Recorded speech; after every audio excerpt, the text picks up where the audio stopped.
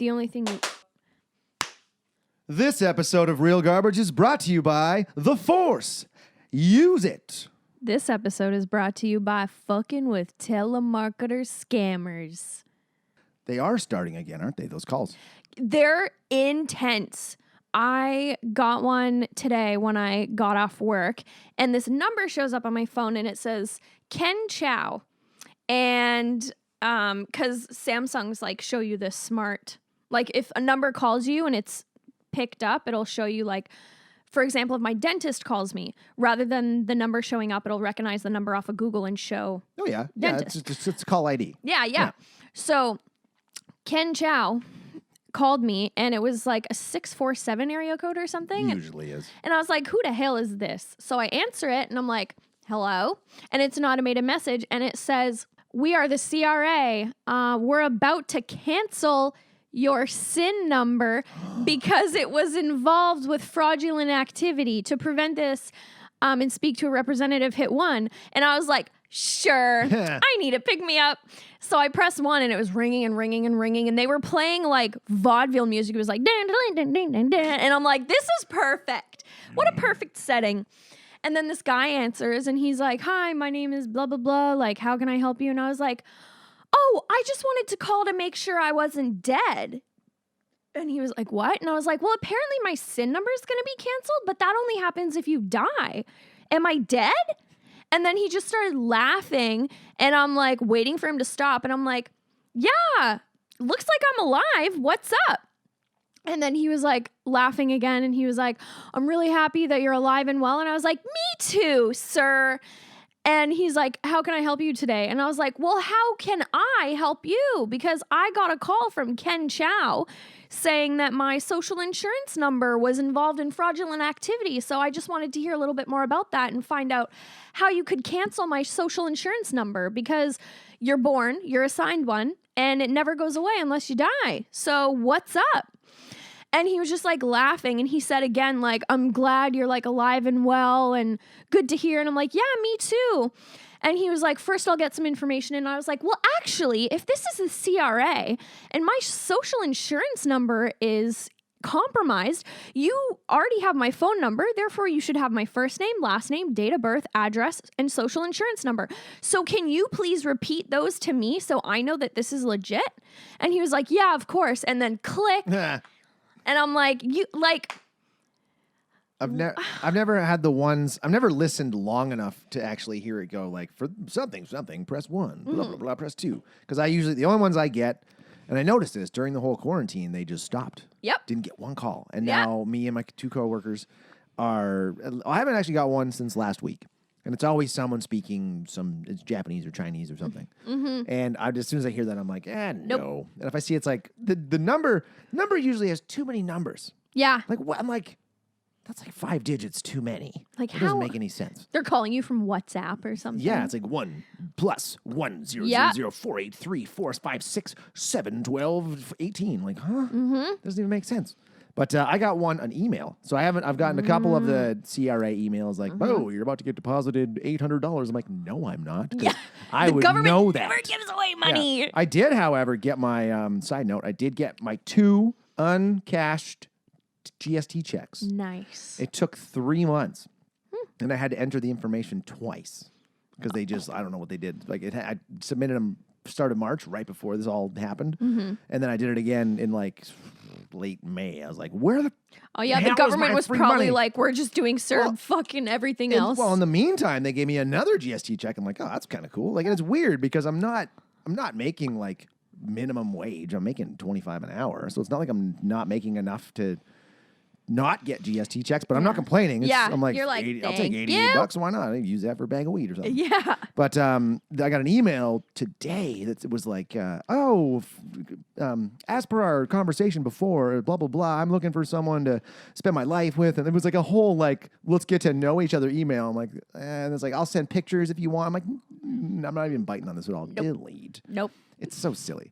It's like it's just, how do people fall for this crap? I know. Wait a minute. Hold on. I take that back. I fell for something once, but it wasn't one of those. It was Pyramid scheme? No, it was one of those cheap furniture ads on Instagram. Yeah, like a Wayfair.ca, but different. It was some other Oh. website that looked legit, and I had just paid my credit card off. I was like, yeah, I'm debt free. Woo! This was 2 years ago. And I'm like, I'm going to get some patio furniture. It's a patio furniture and a new bed. And I went on this website, and it was on Instagram. It was an ad that came up. And I didn't have like a bad feeling about it at first. I'm like, this looks pretty cool. This, like, you see these all the time. Like, Yeah. it's just discounted cheap furniture, right? And I put it all in the checkout, and I go to checkout, and I put my credit card in there. And as soon as I did it, they said, we'll send a confirmation email immediately. So check my email, nothing. Wait 5 minutes, nothing. And I'm like, I got a weird feeling about this. And then I Googled the website, and I was like, God damn it. It's a scam. It's a goddamn scam. So, because you can just go in, like, you type in, is this website legit? scam. And bam, Yeah. like, there's like a scam-ometer website that tells you. I'm like, fuck. You know what? So I had to cancel my credit card, Yeah. call them right away. I got all the money back. Good. Which was Well, good. yeah, with your credit card, you will. Yeah. With So- debit, you won't, which is shitty. But it was just I had to wait 3 months to get it back, which sucked. Ooh. So I was like, That's a kinda- heavy that thing weighing on stings. you. Damn it. I There's- just felt so stupid. There's this like gift card scam going around where the CRA contacts people and says like, you owe a shit ton of money in income tax things. You can pay it back via gift cards for like iTunes, Google Play, What? Sephora. And people are like, it's a known scam. Like, and mostly older people are falling for it, and they'll go and buy like thousands of dollars worth of like iTunes gift cards God. or any gift card, anything really. with cash loaded onto a card Yeah, that you can't track. and they're supposed to send a photo of it to the CRA, but the scammers just drain the entire card and have your Yeah. money. And it's so like sad to think about because apparently like online I was reading that these people are like threatening these older people, being like, you know, you're going to go to jail. We're going to find you. We have a guy following you into the store to pick up these gift cards. Like, it's sad. It's so fucked. Well, maybe that's okay. I saw this thing today because the whole defund the police thing is going on and shit. And there was a picture that popped up of an armored vehicle that Victoria Police purchased back in 2017. We have a $320,000 armored vehicle on the Victoria Police Force. For all the... 320 grand. Yeah, for all the riots we have to deal with here. Yeah. But I'm like, that's 320 grand. That's $320,000 we could put into creating a video series specifically directed at the elderly to educate them on how to spot scams. Yeah. Like, seriously, they could put some money into some video production and say, let's educate the older generation about how to spot a scam. Yeah. This is an idea. Let's make this. Yeah. We should do this. Come on, Vic PD. Because, like, fuck, you and I can smell one a mile away. Like that, the CRA email comes in and it says, you're going to get this money. No, we're not. Yeah. Because the only time the government ever contacts you is with through mail. Well, not even mail. Like, I get emails, but it just says log into your account to see what we've sent you. Yeah. They send me electronic mail. Yeah. But I have to log into my own account to do it. So it doesn't say anywhere on the thing, click here to log in. Yeah. It doesn't. It just goes log into your my account for individuals. Yeah, your CRA account. So let's educate everybody on this. Everybody should know this. We should all know that the grammar in this email is really bad. It's a scam. Yep. The improper use of word, it's a scam. This is wrong. Them saying they're the CRA, but the email not being CRA.gov. Yes. If there's Scam. like 800 dots and some weird characters in the email heading, it's probably bad. Like, Yep. man, yeah, because a lot of people get scammed out of their money. And I think we just need to, so we sad. should be educating people on how to spot this shit. Yeah. Because it's not cool. Also, speaking of scams and fronts, I follow this Instagram page that is like local memes. So memes specifically catered to people who live in like Sydney, Is that Sydney by the Victoria. meme? Yeah. It was this meme of this police officer dancing, and the caption was, when the RCMP busts a big drug ring at Harrow's and stops policing the rolling stops at Rest Haven. And I was like, what? And I looked into it, and there was a big busted up drug ring recently. At Harrow's? A Sydney business and a Victoria business. Was it Dickens? No. Was it? Oh. Because it was there. But like Sydney by the Meme said Harrow's. The news sites aren't saying which Sydney business, but Harrow's is closed now. Yeah, Harrow's has been closed since last December, so for 6 months. So it wouldn't be Harrow's; it would be the guy that owns 10 acres. Yeah. And that's not open though, because they were doing renos, and then COVID hit, and I don't think they've opened. They were supposed to open in like April or May. So the news site was just saying Sydney business, so maybe the pier in general, because they're in the either way. Yeah, but that like I worked there. I worked there for 4 months. There was no. It was a hotel. It's a hotel with a spa and a gym and a restaurant and a lounge. Apparently, in a Sydney business, cocaine, fentanyl, and lots of cash was seized. Well, I used to sell weed brownies out of there, but I think that was the only drug activity going on. I'd be like those cooks, like, "Hey, Jeff, got any brownies? Yeah, I'll bring some tomorrow." It's legal now. Yeah. And don't really feel like it would be Harrow's just because Harrow's is no longer Harrow's, and they would have busted it before December. But they're somewhere in Sydney. Yeah, everyone that worked there. That's funny. I know. What business would it be? Like a coffee shop or a Alexander's? There are a lot of bookstores. Tea. There's a lot of bookstores. No, it's not in the tea. It's in the books themselves. The books are actually, there's no pages. They're just hollowed out and full of drugs. Oh my God, full of cocaine and Where fentanyl. would I find the drug section? Right over there. Where would I check out the book Scarface? You're just looking at like, ooh, F. They pull out one. It's like just book full of fentanyl. And it's like C, book full of cocaine. You fucking drop it. Yeah, you're like, shit. Run. Where are the books? That's crazy. Drug busts, eh? Oh, did I ever tell you about the time that I was listening? Because as everyone is well aware, I've talked about it so many times on the podcast. When I was driving and I was listening to a movie soundtrack, I almost got run off the road at a merge, and it was in perfect timing with this song, and it was the most intense fucking drive I've ever had in my entire life. What was the song? Anakin versus Obi-Wan. When they're fighting on Mustafar, and I'm like coming on the merge from McTavish, and this like white Mustang is like in the right lane and like matching my speed and will not let me in or move over. So I run off like the merge path and like into, the ditch area. And that was at the beginning of the song. And then it timed up. So I get back on the highway and the music's just like, and I'm like speeding up, like matching the speed limit. And I decide right then and there, I'm going to follow this person. Oh, I got it. Yeah, what were you fishing I out? don't know what that is, but it was annoying as fuck. That's a good feeling when you're like, yes. It's like a popcorn kernel, but it wasn't. Oh, I had leftover pizza earlier. Oh, this is a little piece of the pizza crust or something. Sorry. That's okay. But yeah, I decided to like follow them and be like, do you not know how to drive? Like, what the fuck? Or just see like what they looked like or like what they were doing, what was so important. The drive-by glance. Yeah. So they turn off into Sydney and they like looped into a hotel and they park. So I like... They're running drugs to the bookstore. If this is like them and they're parked like this, I like drive my car and like block it so they can't leave.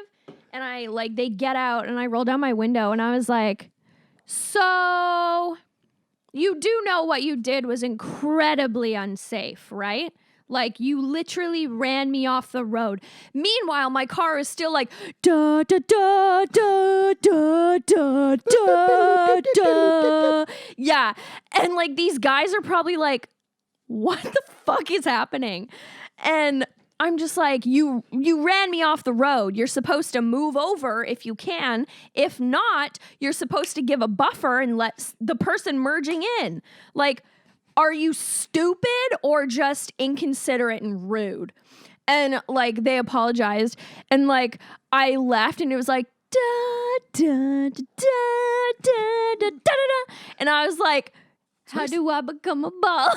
It's nice that you got an apology out of them. Most people would have been like, fuck you. Yeah. Because most people are just idiots on the road. Yeah. I've been fortunate. I haven't been driving that much. It's been nice. It's been very nice. I haven't had to deal with idiots. Nice. But Today driving on the way over here, I decided to... I spit on the mic. I decided... Droplets! I decided to listen to the soundtrack again because That's the movie we're doing. Episode 100. Cheers.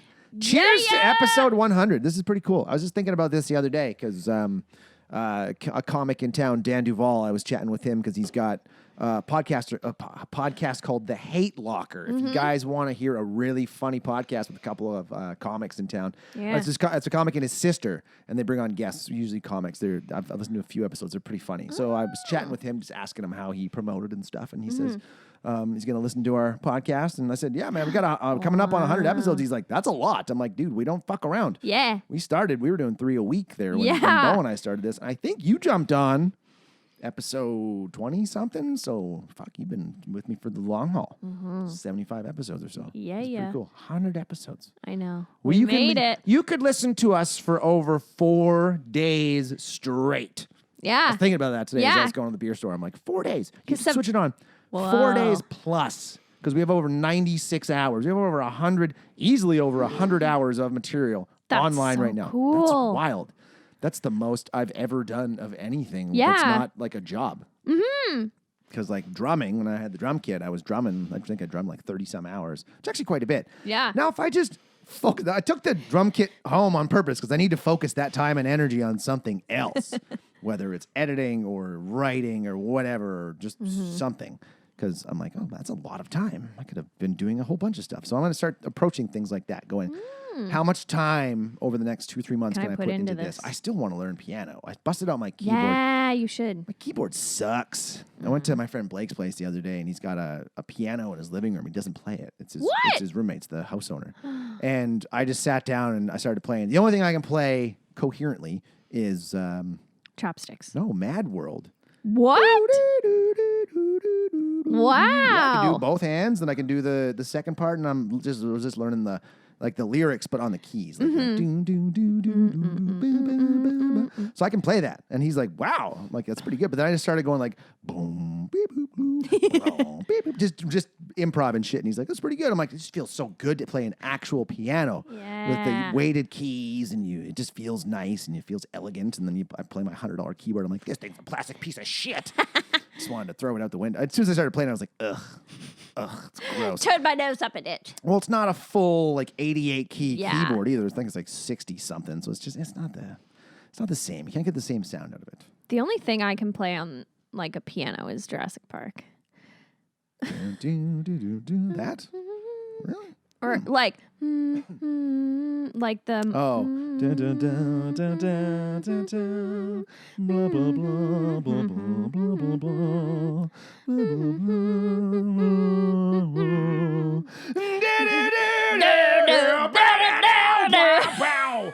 blah. All right. So Star Wars. So we had originally planned the next episode's going to be Cliffhanger. Yes. And if you haven't seen it, check out the Cliffhanger versus Ace Ventura mashup I made. It's on the Real Garbage YouTube page and my personal Jeff Olarnik YouTube page. But we were going to do Cliffhanger, and then we were drunk And then I last was Friday like, at the bar, and you're like, we haven't done any Star Wars. yeah, let's do the best Star Wars prequel. It was. This one absolutely was because I love this one. well, it got a 80% from Rotten Tomato critics. Oh, And- and hey, this is how they rate. So we talked about it last episode. I wrote it down. There are 7 criteria for rating movies according to the critics. Okay. Directing, writing, cinematography, So far, these 3 are all George Lucas. editing, acting, production design, and there's no 7th. I only wrote down 6. I don't know why I said 7.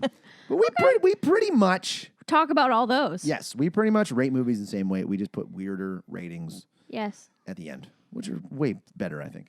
Yep. Like, 100%. who wants to hear 6 out of 10? I'd rather Yeah. hear 6 raviolis out of 10 bowls of lasagna. Yeah. Just makes more sense Come to on, me. Rotten Tomatoes. Get your shit together, God. RT.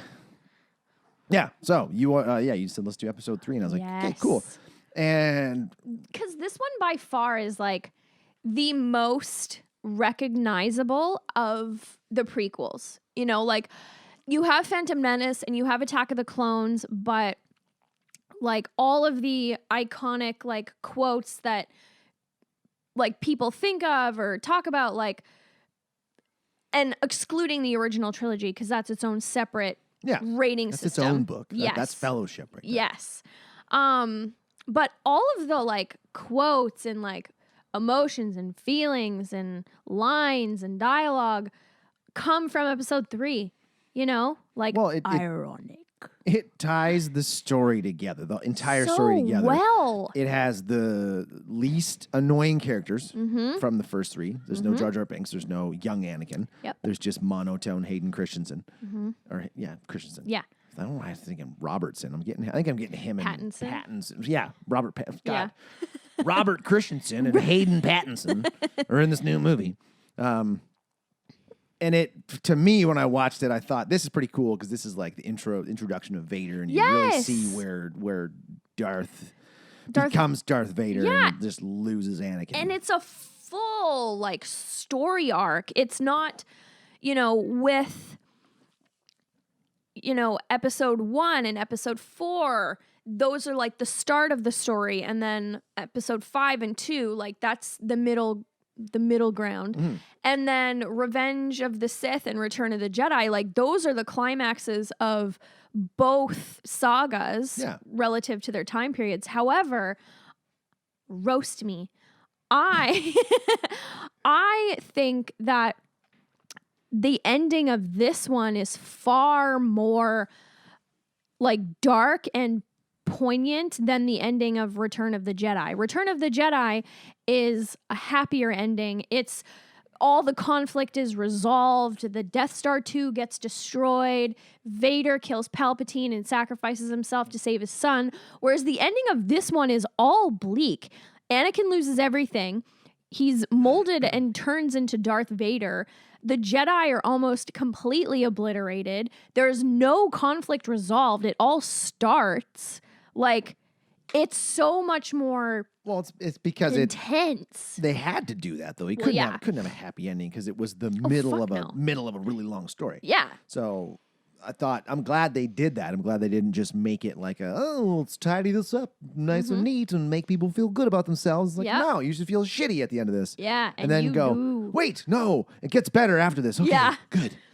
Because well, I didn't praise it. I didn't want to praise it because I'm like, well, I still gotta make fun of it a little bit. I did. Did you? I made fun of it, but I did praise it. Okay, good. This is like all I did. I just tried to write down as much shitty stuff as I could. This was 15 years ago. I know. That's wild. 05. I'm like, I was still living in Medicine Hat when this came out, which is crazy. Just that feels like ages ago. I was in Alberta, and I remember this was the first movie in theaters I saw where I felt like I wasn't a kid. Like when I saw Lord of the Rings and I saw Fellowship in theaters because that one was like more happy. There were like little scary parts. And then I didn't see Two Towers or Return of the King in theaters because those were deemed like too much, which is fair because in 2001, 2, and 3, I was 6, 7, and 8. Well, you watch them now. Like I've thrown on, there'd be days where you ever have those days where you're just at home and you're like, oh, I don't know what to watch. And you just spend an hour going through Netflix and you start a movie and you're like, nope. Yeah. Start another one. Nope. Every time. I'll throw on Fellowship and be like, okay, this is cool. I Yeah. can watch this. And you throw on the Two Towers, you're like, oh, I'm already depressed. Right? And then Return of the King, you're like, oh my God, I'm even more depressed. And then at the end, you're like, you bow to I think those movies, that trilogy in particular, I can't do it again. I don't think I'm ever going to do it again. I'm never going to watch the whole thing to completion. Oh my God. I'm I not. watch it to completion every time I go on a vacation. I can't. I start it when I get to the airport, and then I watch it on planes, and then I watch it that first night at the hotel, and then I break it up and I watch it when I'm getting ready for bed and in bed at the hotel, and then by Return of the King, I end up like finishing it when I land at home. Like I either do Lord of the Rings when I travel or when I'm sick or Jurassic Park. See, I did The Hobbit. I did that because we were talking about The Hobbit. I was meant to bring that up on an episode. When we did Gaudi, I was going to bring it up. I totally forgot. I watched it before we did Gaudi, and I was like, okay, it's cool. It was cool because my big problem with it was all this shit they added in. Oh, yeah. And they still, I still think they could have done it without adding all that extra stuff in and just Totally. making it 2 3-hour-long movies. Yep. But whatever. But I think the only time I could do Lord of the Rings front to back again is if it was like if I were home in Manitoba and stuck in a snowstorm, and there was nothing else to watch. I mean, sure, I'll watch Lord of the Rings. Why not? I don't know. Maybe there'll be a day I'll get really high on mushrooms or acid or and you're something. like, let's go. Fucking go to Middle Earth, man. Woo! Star Wars holds just as dear place in my heart as Lord of the Rings. However, because it was 6, now 10 movies of lore, because you have the original trilogy, the prequels, the sequels, and then Rogue One. And Solo. 11 movies. Fuck. It's so much more time consuming. Oh, yeah. So much more. Because I don't know. I think as I get older, I can't just sit and binge stuff. Like, if you're 25. I could do that in my 20s, no problem. Sit and just watch. Like the last time I watched The Office front to back was November 2017. It was the first time I ever watched it, actually. I'm rewatching it right now because you were playing it the last few times. Well, I do that because I'm like, mash, I know she likes The Office. I'll throw The Office on. Yeah. Because usually I'm like listening to Rogan, but it's playing on my computer, and it's just weird when you hear something but you can't see it. But yeah, I can't. I'm too ADD as an adult. I'm just like, I can't sit here too long and focus on one thing. You know what I read the other day? Side note, I don't know if this is true or not. This could just be like internet bullshit, but I read that the people who rewatch the same movies and TV shows over and over again are the people with like some sort of anxiety because they know how it ends and they take like comfort in like enjoying it, but knowing how it ends. And I'm like, I feel personally attacked. See, I do it with movies. I'll watch the same. Like, I hate that I've watched the Marvel movies a lot. I watched Avengers: Infinity War 3 times in the last year. Oh yeah, three times, at least 3 times. I probably watched it a 4th time earlier this year, and then Endgame twice, at least. Yeah, probably twice. I just watched Iron Man 3 the other day. I just watched Iron Man 1 like a month ago. I remember watching that in social studies class one time. Social studies. Because it was like the end of the year, all the exams were done. Basically, the last like few days of classes were do whatever the fuck you want. There's no homework anymore. All the exams are done. So just watched Iron Man in social studies. Oh, okay. I was like, that does like, we were learning about stuff. I can't remember. Graduated 20 years ago. The Alberta education system. I was Manitoba. It was pretty weak. It was pretty, like, I remember doing, I bet you if somebody were to put Mr. Campbell's blank, fill in the blank test sheets in front of me right now, all of them, I could probably get a 5 out of 10 on most of them. This was crazy. This was my history class. I think it was actually social studies, though, which was weird.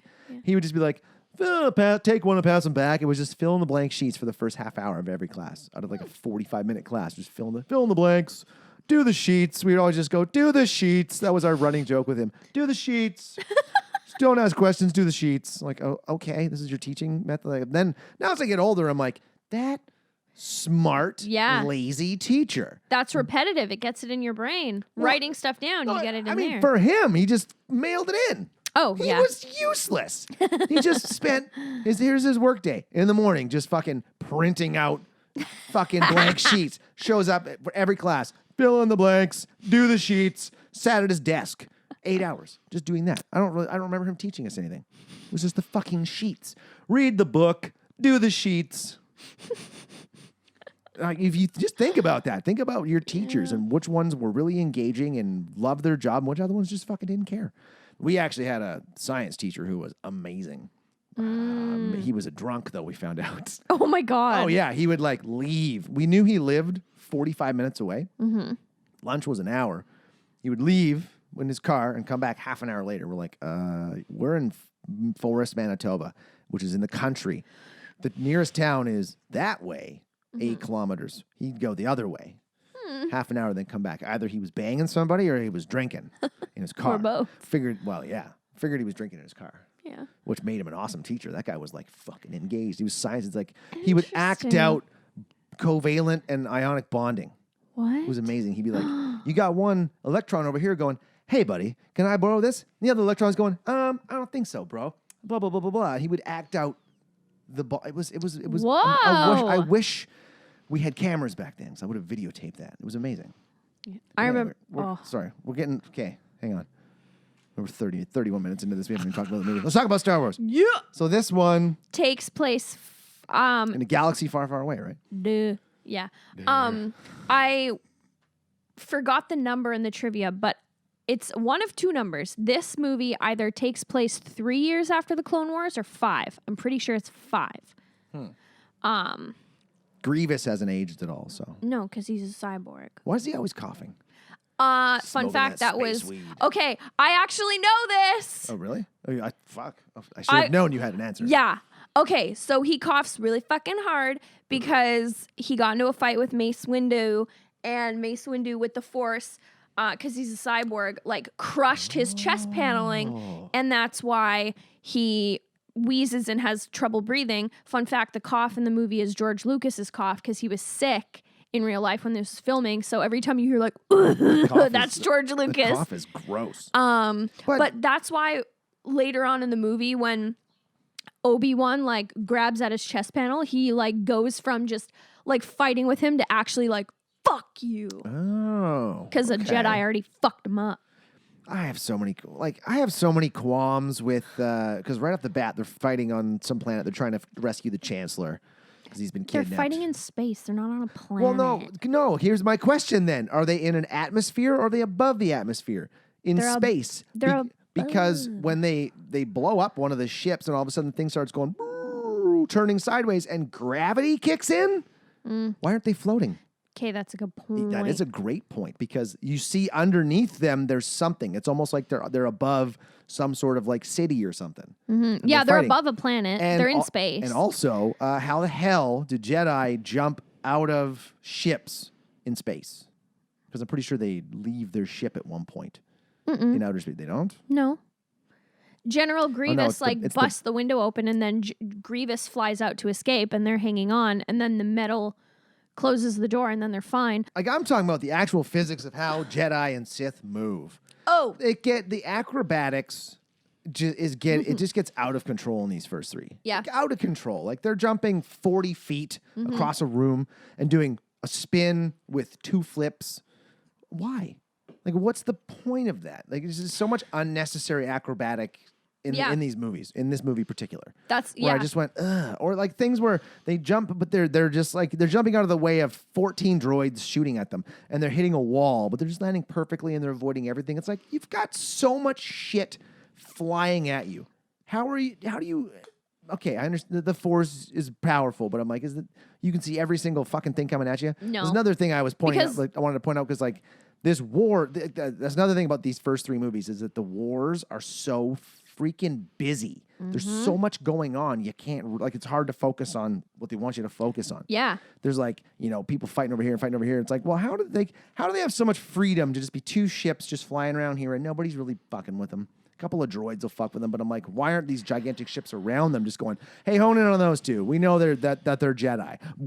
And just annihilating them. They're not honing in on, I get into this in way more depth later on, but they're not honing in on Anakin and Obi-Wan specifically because from like the day he was born, the Chancellor has been watching, planning, and grooming Anakin to be his apprentice. I guess. So he wouldn't ever order like attack them, try to kill them with deadly force, and he wouldn't do that with Obi-Wan because he knows Anakin's relationship with Obi-Wan is like this at the time. So if he ordered it would ruin his plan. Exactly. Okay, I didn't really think of that. As soon as you started saying, I was like, oh yeah, fucking Chancellor was on there. He wants to save him and corrupt him. Yeah. So he fights Dooku. I was like, yeah, I want to bust that out. And he kills him pretty easily. He's just like, do it. Okay. Message of that snap. Side note, do it.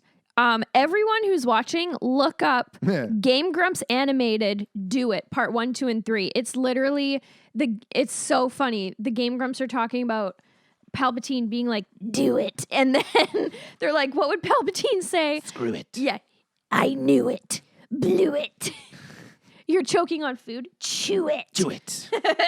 Do it. And then there's one point when they're killing off the buzz droids, and R2's like, R2.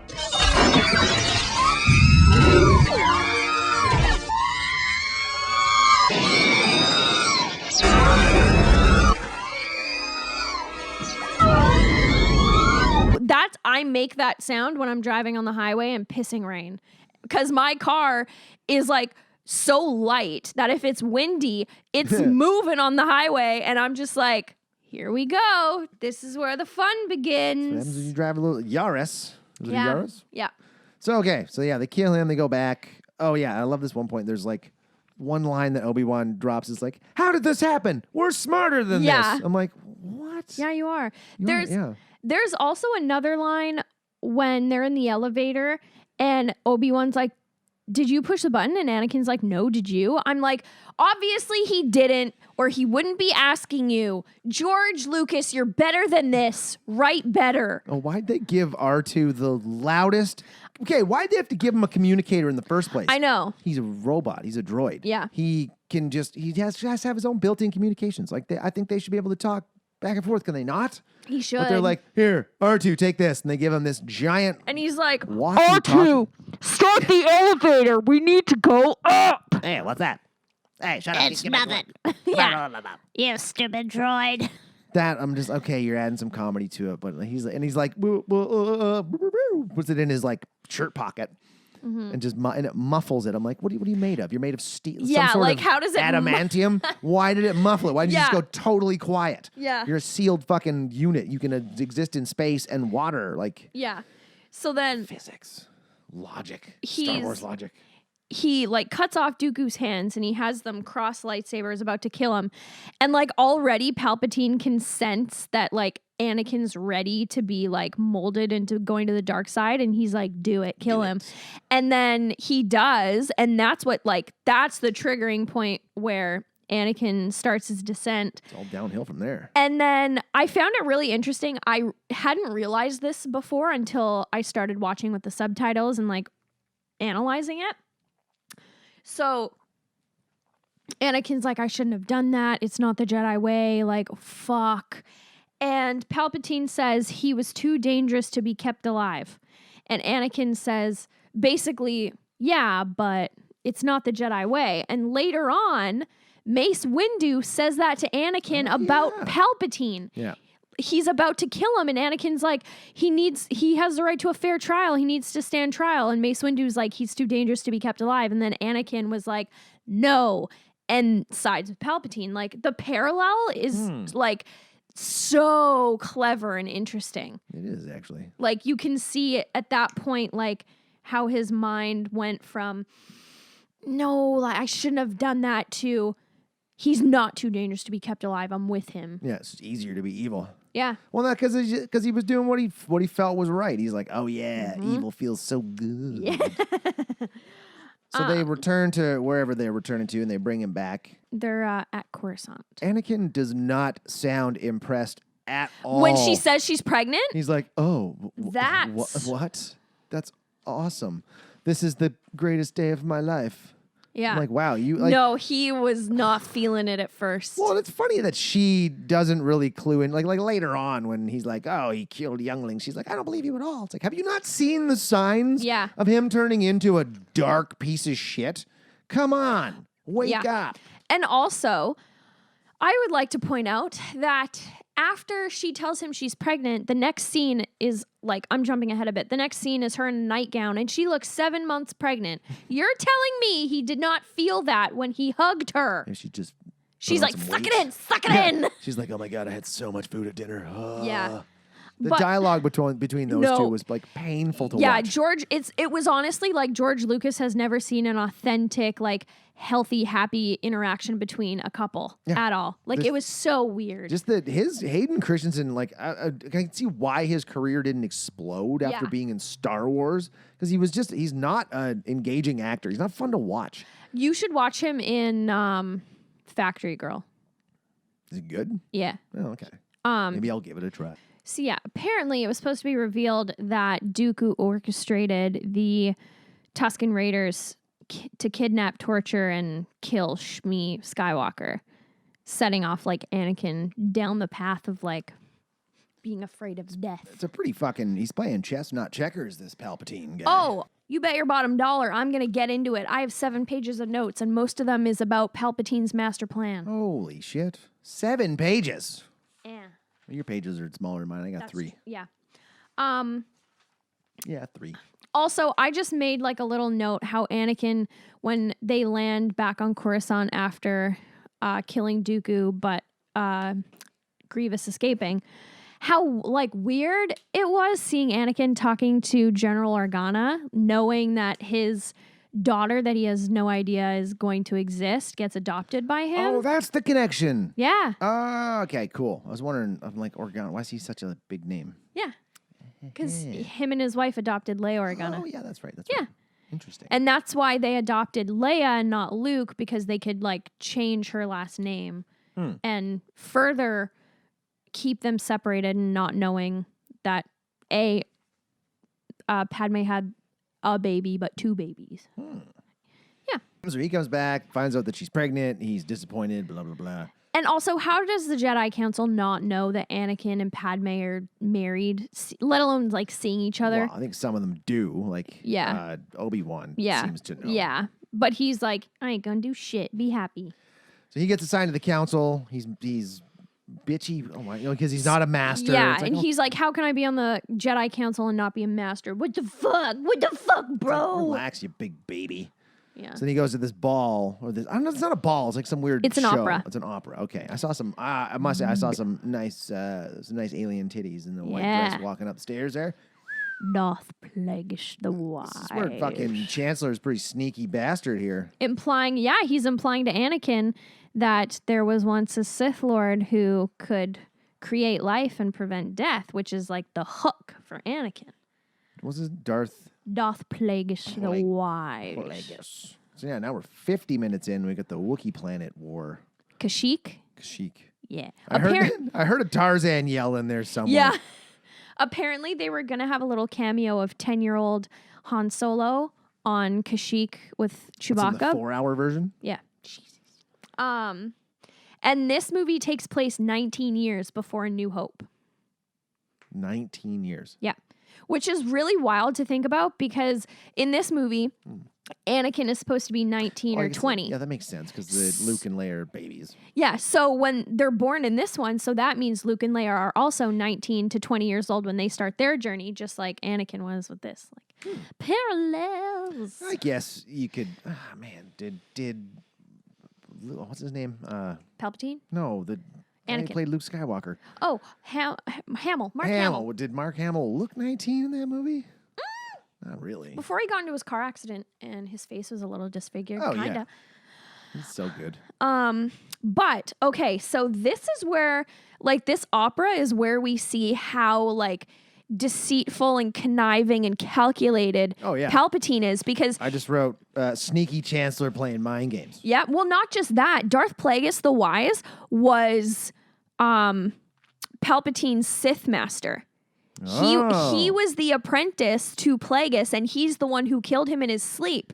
So when he was like, ironic, he could not prevent his own death or save himself from his own death, and he shows this little sly smile, he killed him after learning everything that Plagueis taught him. Oh yeah, BB. Sneaky motherfucker. Get ready. Okay, so Obi-Wan is now going to find Grievous. Shows up at this. Who's he meeting? The guy with Utapau. the weird face. I'm glad you know all these names. I can't remember that guy's name, but the planet they're on is Utapau. Utapau. Okay, so he's like, yo, Grievous showed up this day, blah, blah, blah. They're holding us hostage. They give him the loudest four-legged lizard Yeah, they they're like, possibly could. Okay, I need something. I'm going in by myself. I got to be quiet. Yeah. It's half velociraptor, half four-legged something. Is it quiet? Not at all. Not at all. Not They're even- going to hear you from a mile away. You're fucked. But it will be quiet when you decide to go up into the rafters and, Yep. and And spy then on spook Grievous. on him. And then the most iconic, memeiest of memes. Hello there, General Kenobi. I haven't seen that. What? What? That's like, oh my God. If you're on Reddit, I've never gone on Reddit. Oh. It's like everyone says it's the front page of the internet. I know that, but I'm just not I don't like logging to Reddit every day. I should. But I know I'll get sucked down a rabbit hole, and I don't have time. But the three biggest memes from this movie on r/prequel memes are "Do it" and "Hello there" and "This will make a fine addition to my collection." Well, he's got 4 lightsabers. That's just cheap. Yeah, he does. It's unfair. And do you want to know why he can lightsaber duel? It's because when he became a cyborg, he was injected with the blood of a Jedi, and blood has midichlorians in it, so that's why he can. Yeah. Yeah, I was kind of curious about why he was so good with those things. Yep. Because Dooku trained him, and he had the midichlorians in him from the blood transfusion. Interesting. Midichlorians. Midichlorians. He's got that midichlorians in him, the blood. He's got full of midichlorians from the Jedi. The Force droplets. I don't think that's how it works. The guy doesn't sound smart enough. He doesn't sound British enough. Yeah. He's got the droplets. But when General Kenobi and Grievous were fighting, that ship behind them looked so fake. It pained me. Watching it, I was like, that's a toy. That's a CGI toy. Well, again, like this is what I was talking about earlier, like because like a war break. This is like the war between the clone. Like who's fighting here? I don't even know. Okay, so the clones, but the clones are they're good guys at this point. Good guys. Yeah, they're good guys in waiting. Also, fun fact: the clones are all cloned from Boba Fett. I know that. Come on. Okay. Come on. Okay, no, when Not that far when off I the started story here. when I do have Star Wars tattoos. That's true. I do know some stuff. I'm saying that because when I started watching it, my brain was still in work mode, and like in the very opening scene, you see like a guy that looks like Boba Fett, a clone, and then the same guy behind him, and without even thinking and like realizing, I was like, are they twins? And Brandon just looked at me and he was like, It's like, where were you? are during you episode fucking 2? kidding? And I was like, right. Don't roast me, please. I did the same thing for a second. I went, hey, they look. Oh yeah, that's right. They're all Yeah, cloned I from was one like, guy. are they twins? They're all cloned from one guy. Okay, so Obi-Wan disarms Grievous, chops off 2 of his hands or whatever. Why wouldn't he pick up another lightsaber? You got the Force. Just be like, and get it, and then you're like, bam, even playing field, bitch. Yeah. But he doesn't. Like, there's just things like that. Like, this is like the Jedi logic that I'm just like, why wouldn't you just do this or do this? If you can pull a giant spaceship onto somebody, just do it all the time. Yeah. Like, do it all. That's a good point. Use more of your environment to fight with. That's the one thing that just it annoys me with these movies. I love these movies. I love these movies to death. Yeah. But it annoys me when I'm like, why couldn't you just do that in the first place? Or That's a do good this, point. or pull them off their feet, or trip them, like sweep the leg with the Force. Like, use that. Why can't you use the Force to just push the lightsabers out of their hands? Because I'm sure he's not paying attention to be like, I'm going to get him now. He's never going to get me. You're not like thinking, he's never going to get me. I better hold on to these lightsabers really tight in case he tries to use the Force to get them out of my hands. Like, that's what I would do. I'd be trying to disarm everybody immediately. Unless that's like part of the Jedi training where they're like, all right, today's class is maybe. keeping your grip on your lightsaber. Actually, probably. Because the lightsaber is like that sacred tool to the Jedi well, and I think Lucasfilms, the next thing they should make is like a short, maybe just a YouTube Jedi series. training Jedi program. training. Yeah, just to let us know. This is what they'd learn. Yeah. This is what you learn. You answer questions like this.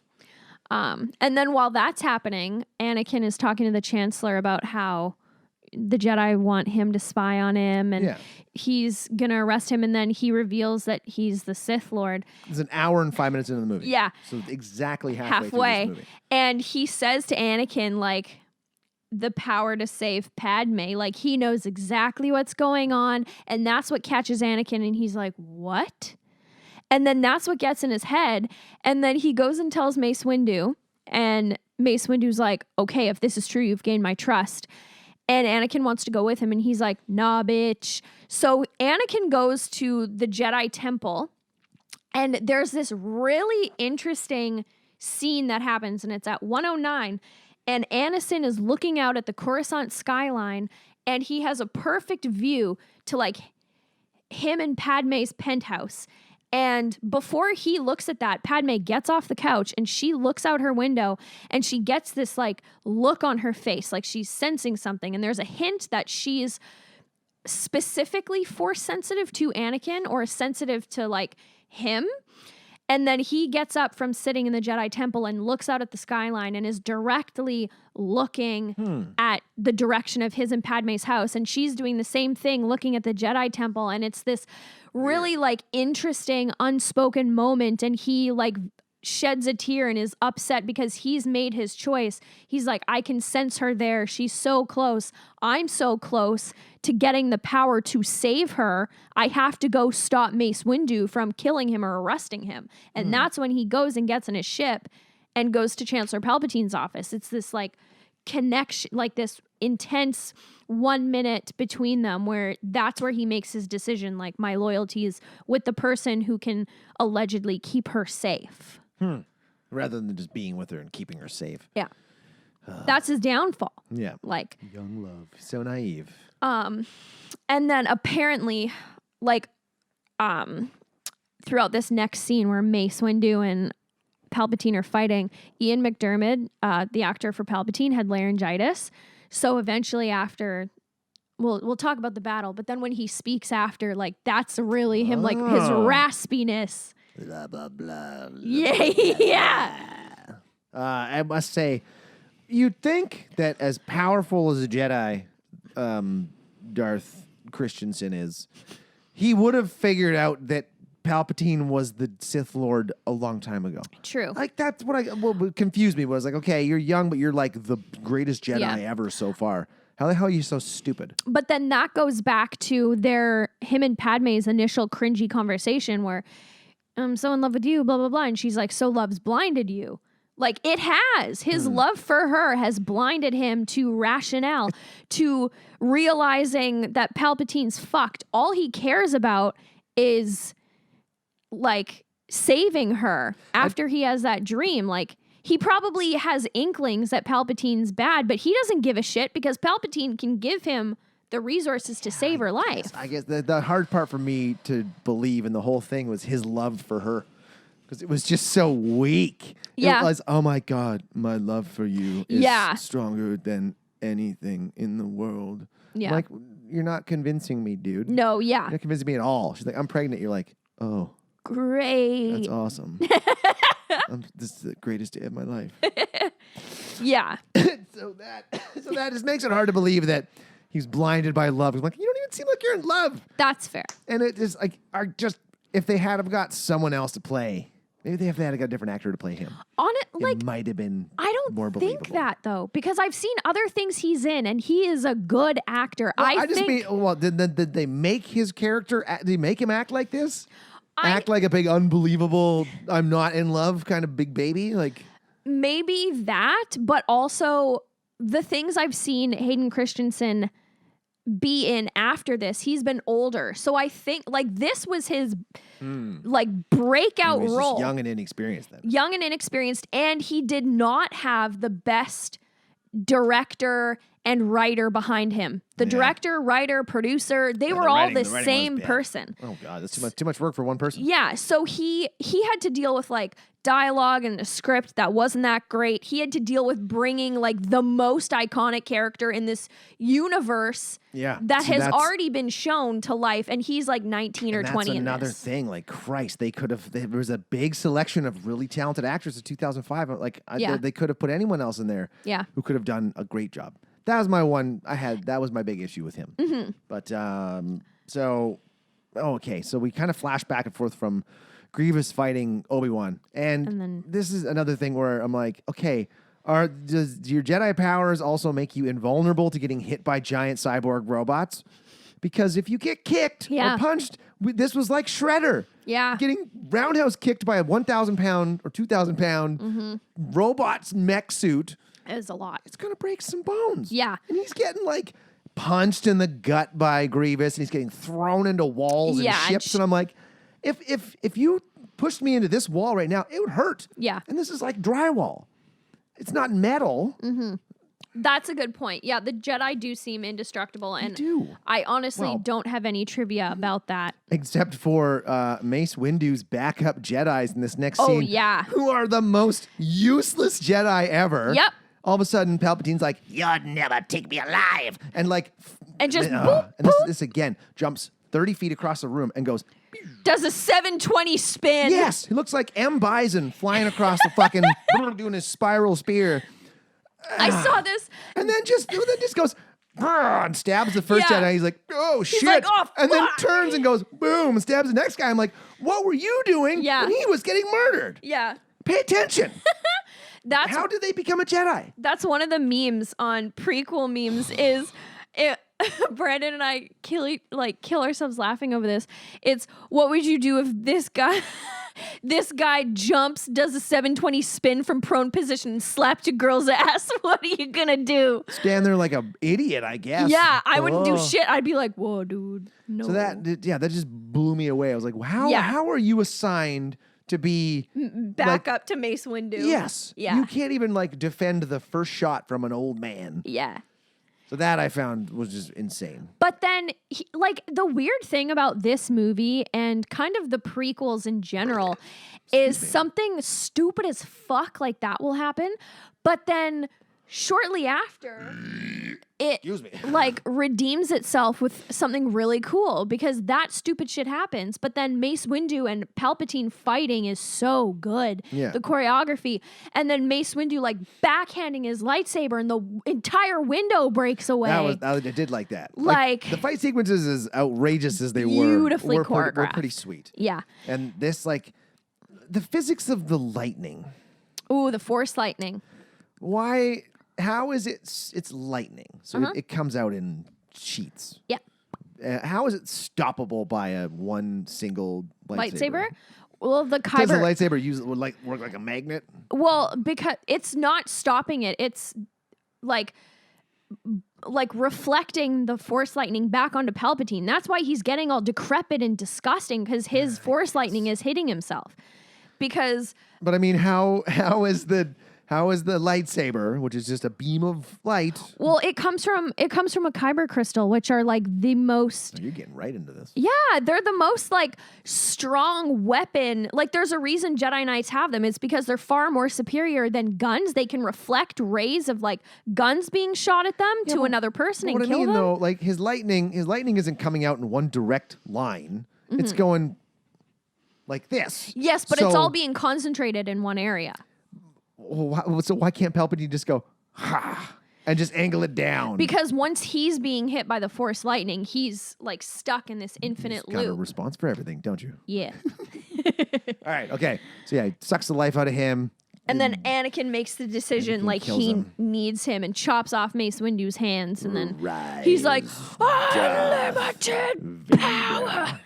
I thought at this point, I was like laughing to myself. I played it over twice because Palpatine sounds hammered Yeah. in this scene. He's like, "My apprentice, rise, Darth Vader." I'm like, this guy sounds like he's fucking wasted. I know. And So the good. laryngitis. And then it's like, I like this. Good. The Force is strong with you. Now go murder these children. Yeah. Like, wow. That's his first like- mission. Go yeah. murder these kids. To like prove he was committed to being the dark side. Damn, like even like you gotta be really evil. Well- Really evil to kill kids. Okay, here's the thing. Do you see my notes? They're giant. Jesus. Okay, so he, at this point, doing that to Mace Windu, Anakin's like, well, there's no going back. Killed a Jedi Master. But also, every single time he is tasked with doing something, killing younglings, killing the separatists, he is visibly upset by it. He is crying. It's like he's still struggling because at this point, he's not Darth Vader fully yet. Yeah. He's still wait, Darth the Skywalker. Yeah. Anakin. He's half Vader. and half. Like, he's fighting with the good parts of him and the bad parts of him. And the only reason he's doing these things is because he's like, this is going to lead me to saving Padme. That's all I care about. Yeah. So, like, you can see he's still, like, visibly affected and upset by what he's doing, but he's like, I'm stuck. I have to do it. Like, this is what I've chosen now. And then after, like, the younglings die, Are murdered. are murdered. Yeah, there's a difference. Yeah. They died of natural causes. Yeah. Really? They just got chopped in half by nothing? Yeah. His head fell off? I get it. Palpatine calls a meeting and declares the Galactic Empire. And This is how democracy dies. well, okay, fun fact. Of course, Padme, her hairpiece is the symbol of the rebellion logo, signaling that she's the mother of the rebellion because she gives birth to Leia and Luke, who are both the heads of the rebellion against the Empire. Interesting. Yeah. I'm going to put that picture up right now. Boom. But Then it's execute order Sithy Sith? 66. no, Sithy Sith. What? It's 66, but I say Sithy Sith because it's the same thing. Execute order 66. And then this, like, the score to this, when they're killing all the Jedi and the clones are turning on them, the score is just like, I'm like watching that. I'm like, damn, like that would. I guess they're clones. They don't really have a lot of their own no. thought. And they're like, oh yeah, it would help. They killed one really hot green alien chick. yeah. It's like, no. yeah, she was cute. Keep her alive. Yeah. And then obviously Yoda and Obi-Wan survive because duh. How many of those kids? How many of those are Jedis? Like, there's how many are Jedi there? in training. But there's quite a few of them, right? But they were the age that Anakin was when he started, so they probably don't know shit. No, I would just think that like they would just use the Force just based on fear and reaction and just be like, scream and like Maybe. kind of like when superheroes in movies like mutants Yeah, and like don't know they have mutant powers and they just go like Yeah. and they freak out and all of a sudden boom somebody gets blasted through a wall. Thought maybe that would happen. Would have been cool if they just all of a sudden started screaming at him and he just exploded. And Palpatine, he just cuts back to Palpatine and he's like, fuck. And then the music from Kirby Enthusiasm starts. Boom, boom, boom. He's like, shit. My plans. So Anakin goes to Mustafar to kill the Separatists. Is that Volcano Planet? Yes. Yeah. Fun fact, of course. Hold on. Okay, go ahead. So Mustafar, all of the shots of the lava exploding were real because Mount Etna in Italy erupted when production was happening. So George Lucas was like, and also Mustafar is based on George Lucas's envisionment of hell. Yeah. That place, okay, so they the opening shot of that place when they're in there, there's two clones, I guess, workers on a thing floating in the lava, scooping up lava. What are those two guys doing? Like, what kind of job is that? Who gets that job? We're going to put you on a piece of rock floating in the lava river, and you're just going to scoop lava up for no reason. There's just this things like that I noticed. It's like, what are those two guys? Because they're there later. Like when Darth is fighting Obi-Wan, I'm like, those guys are still just working. Yeah. The place is falling apart. And how hot. It's So hot. lava. I'm saying lava, it sounds weird. Yeah. Lava is 700 to 1200 degrees Celsius when it comes out of the ground. Oh, holy shit. So, like, I understand there were shields around the places, protective shields around where they were, but when they're fighting in the lava, Yeah. how are they not just bursting into flames? That's a good point. 700 degrees Celsius. It was 19 degrees Celsius today, and I had to take my shirt off at work at one point. Like, fucking warm out here.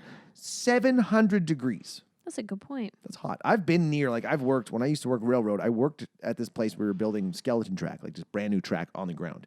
And there was a big smelting oven that was like maybe 80 feet away from us.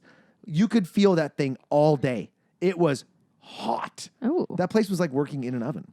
And I think that was probably like, I don't know, maybe 500 to 600 degrees Celsius, I would think. Because it's up in the 1,000 degree Fahrenheit range where they're melting steel. And that I was like, damn, I don't want to go anywhere near that thing. That's freaking hot. We didn't have any protective shields around us. We had to wear long sleeves and hard hats. So that like the whole lava part, I was like, this just doesn't. It's not logical. Because later on, when the shields break and they're fighting, neither one of them is sweating. Yes, they are. Anakin's so sweaty. He's a little sweaty, but Obi-Wan's not sweaty. True. And Obi-Wan's wearing like clothes Robes, yeah. Yeah, robes. Both of them. Yeah. Robes in a lava dome. Like, Fun fact about Anakin versus Obi-Wan, the fight though. They trained for 2 months with fencing instructors and combat people. That entire battle sequence was real time. really? It wasn't sped up. That's pretty That's how fucking fast they were going because they trained for so long. That was pretty impressive. Like, It was that's really so impressive. cool. Yeah, that was. I did enjoy that. Like I as crazy as the Jedi physics were and the acrobatics were in this fight, Like- I think there was even one point where I wrote down wrestling moves because all of a sudden Anakin is unarmed. We could just jump right ahead to this because really Yeah. the only thing that happens between there is like they fly back to, they see the hologram. What's her face? She sees a hologram. She's like, no, I don't believe it. Yeah. Even Oh, though yeah. and Obi-Wan's she- like, search your feelings. He murdered these yeah. kids. And then she goes to like save Anakin and make him run away with her, and Obi-Wan stows away on her ship. And he's then, like, you're with him. yeah. Yeah, I hate you. Yeah. It's like, okay, bud, you just went apeshit real quick there. So this is gonna come. I'm gonna come back to this later. But after he like force chokes her, they make it very clear that she's still alive. You can see her breathing, and Obi-Wan checks on her before they fight, and he leaves her because she's fine. She's alive. And she's like, you're breaking my heart because, yeah, she's upset that he's, going down a path she can't follow. So I'll come back to that after. So they fight, and this fight sequence, this battle is so well done. And still, you can literally see in Anakin's eyes, he's not fully committed to the dark side yet. He's not Darth Vader yet. And it's apparent because Sith Lord's eyes are that yellow, that like yellow with the bloodshotness. Anakin's eyes are still the same. And Palpatine's eyes throughout the entire episode 1 to 3 are regular, except once he reveals himself after Mace Windu's dead.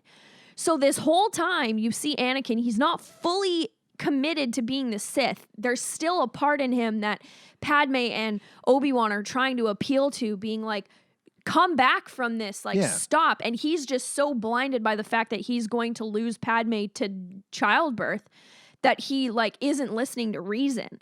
And even this fighting right up until the point where Obi-Wan has the high ground, Anakin's eyes are still regular. They're still human.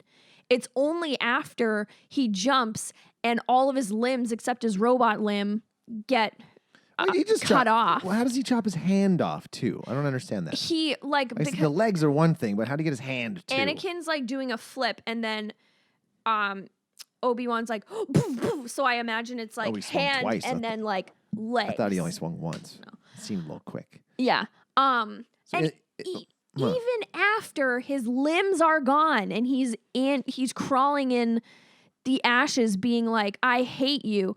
Like his eyes are still normal up until the point where Obi-Wan's like, you were the chosen one, you were my brother. And then you see his eyes shift and then he catches on fire. That's the point where he was like fully gave away to the dark side. Yeah. See, he bursts into flames there, which again, we go back a little bit in this fight. There's a point where they're on this big structure because it's falling, everything's exploding. Mm-hmm. It goes over the lava waterfall. And Obi-Wan manages to jump on a floating rock, and then Anakin jumps onto a droid. I'm like, okay.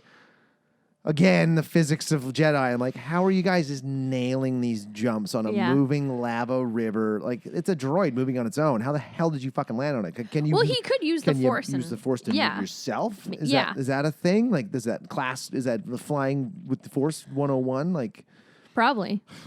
But like, how are they not on fire when they're standing a foot over lava? True. That is just, I'm like, this doesn't make sense because he bursts into flames when he's laying on the side. Yeah. 5 well, feet he away catches from it. his robe catches and then he lights. But here's where all this comes Oh, in. Jesus. So, turn to page. All right. So, when Palpatine was fighting Yoda on Coruscant, after Yoda escapes, he's like, get my ship.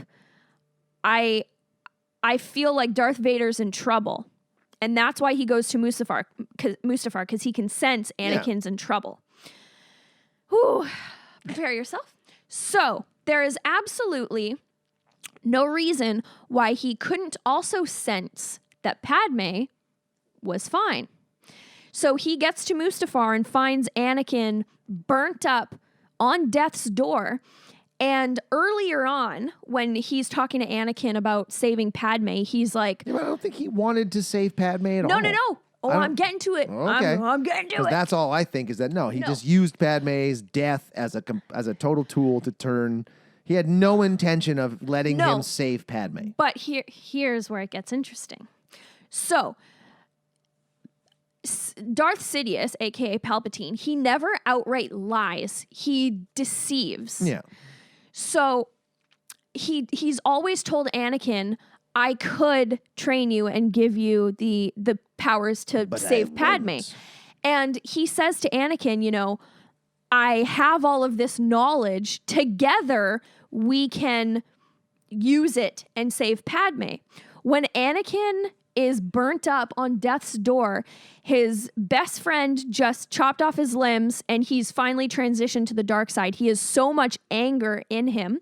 Meanwhile, the Sith have the power of the Force swung in their favor because they just eradicated so many Jedis, almost all of them. So the power balances is shifted to the side of the Sith. Palpatine's at his most powerful. So is Anakin, because Anakin has already been said to have been more powerful than Palpatine on his own, let alone before he becomes Darth Vader. That anger that Anakin feels truly on the dark side now towards Obi-Wan, but also towards Padme, because he thinks she turned on him and brought Obi-Wan to do this to him. That anger, Palpatine takes it and sucks Padme's, like Anakin and Palpatine, like they suck her life force away from him, because when she's on Polis Massa, nobody knows where she is.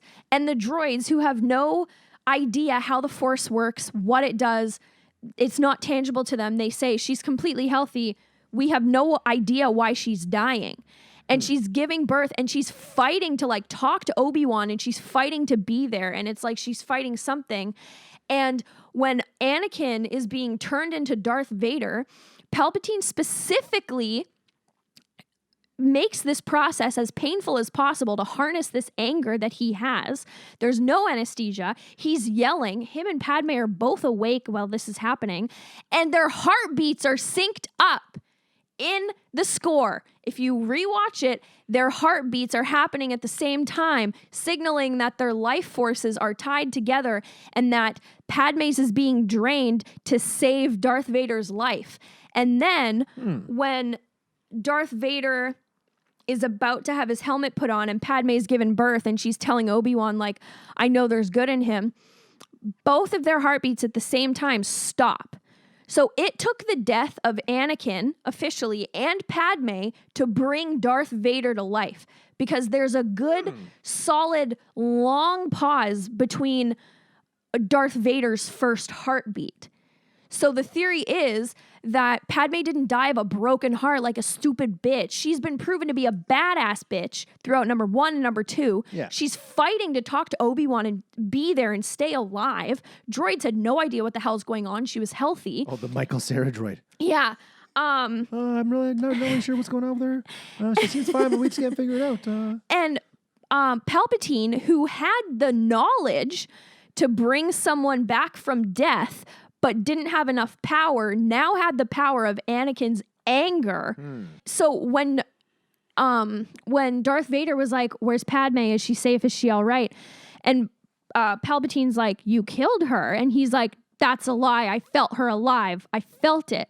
He did feel her alive, but also he did kill her. Ooh. Like, Palpatine doesn't lie. That's heavy. Yeah. Damn. So... You're welcome. I dug really deep into that. That's an interesting. I like that. That makes sense. That's cool. And then after that point, there is a leash on Vader. Oh yeah. Because when he decides to turn on Palpatine in episode 6 and save Luke's life, he and throws Palpatine over the edge and kills him, that life force that they drew from Padme together, and Anakin didn't know, that life force was severed.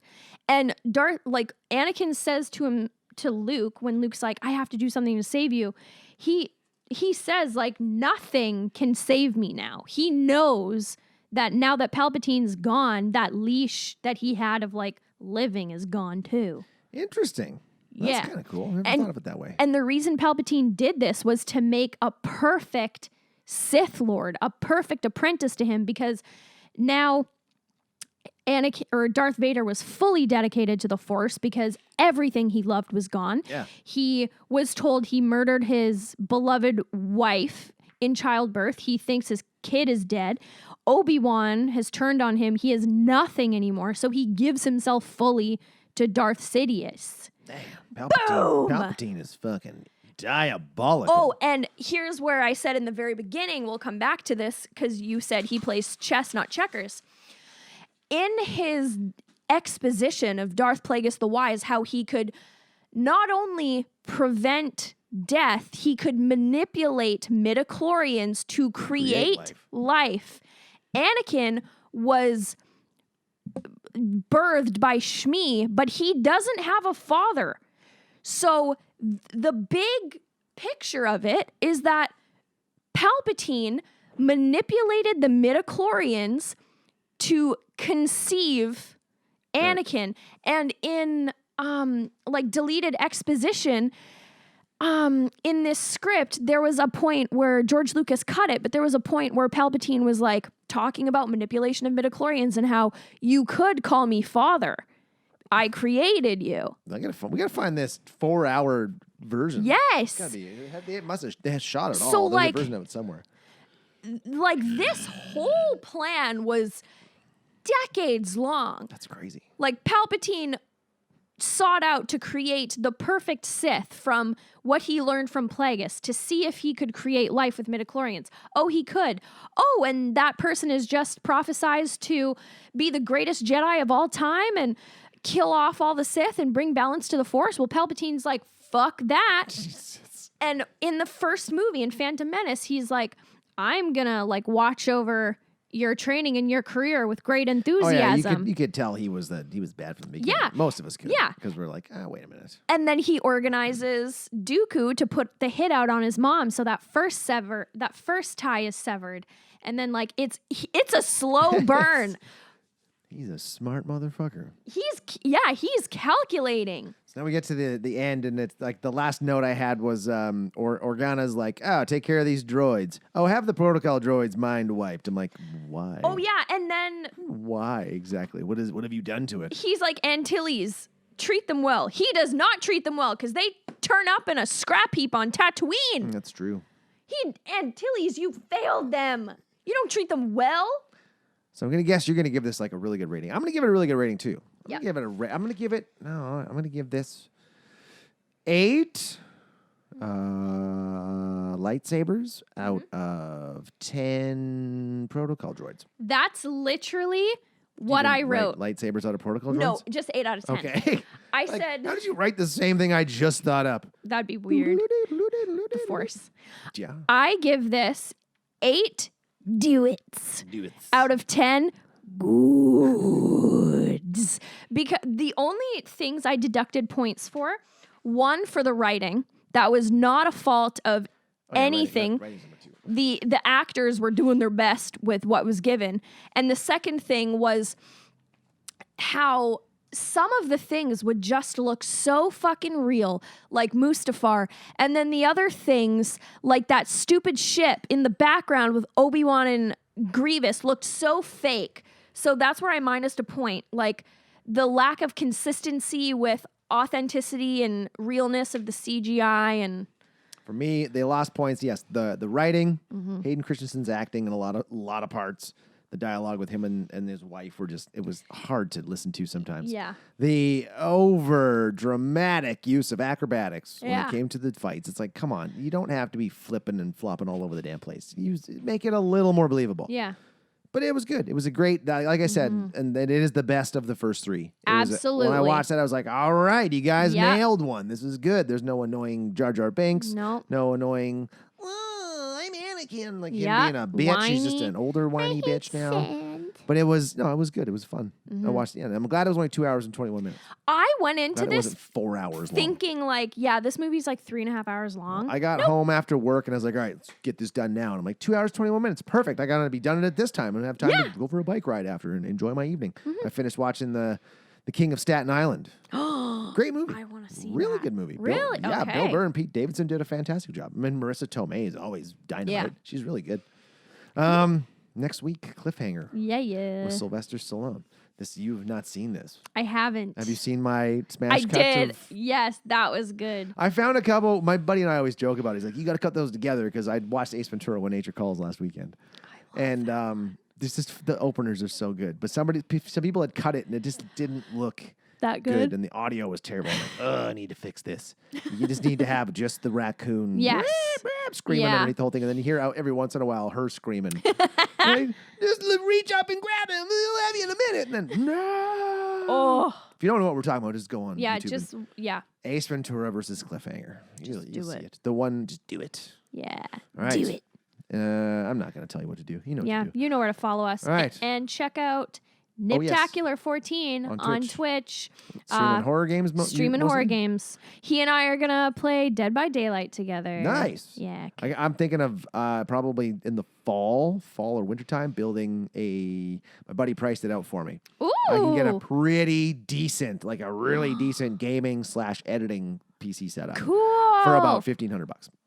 Nice. And I would just use my TV as a monitor for the time being. But Yeah. that's what I'm thinking. Cool. Yeah, because I want one. I want editing with my Macs just getting too slow, and Doing I want anything to stream, and then we can stream this show live on Yeah. YouTube once I get my That'd be my wild. Elgato Stream Deck. All right, let's end it there. Bye, everybody. Bye. This is Real Garbage.